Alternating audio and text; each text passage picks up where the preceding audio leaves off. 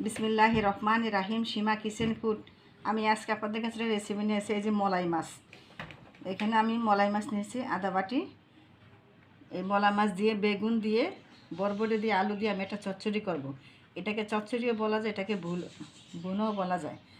তো আপনারা দেখুন যে আমি কিভাবে এই মলাই মাছটা দিয়ে রান্না করি। আপনারা আমার ভিডিওটা দেখুন।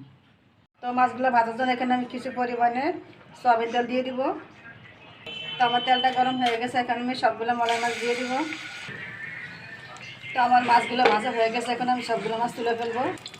তো এখানে আমি পেঁয়াজ কুচি দিয়ে দিব। তো ছোটো মাছগুলো রান্না করার জন্য আমি তেমন কোনো মশলা ইউজ করবো না। দিব আমি 1/2 চামচ পরিমাণ দেবো আমি জিরার গুঁড়া, 1/2 চামচ পরিমাণ দেবো আমি হলুদের গুঁড়া, 1 চামচ দেবো আমি মরিচের গুঁড়া, দিব আমি পরিমাণ মতন লবণ। সবগুলো উপকরণ আমি একসঙ্গে নেড়ে ছেড়ে নেব। মশলাটা না পুড়ে যাতে পানি দিয়ে দিব।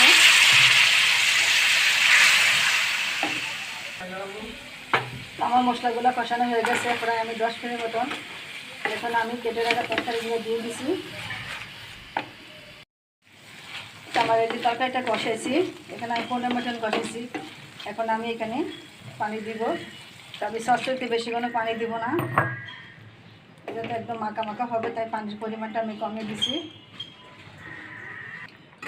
তো দেখুন আমার চচ্চড়িটা একদমই সিদ্ধ হয়েছে। এখন আমি জলটা শুকাবো, তাই এই যে ভেজার আগে আমি গুঁড়া মাছগুলো উপরে দিয়ে দিব।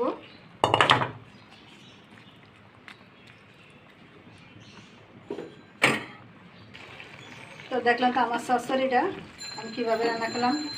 আপনারা আমার মতন এইভাবে রান্না করে খেয়ে আমাকে কমেন্ট করুন। প্লিজ আমার ভিডিও যদি ভালো লাগে থাকে আমার চ্যানেলটাকে লাইক কমেন্ট করুন, বন্ধুদের কাছে প্রচুর পরিমাণে শেয়ার করুন।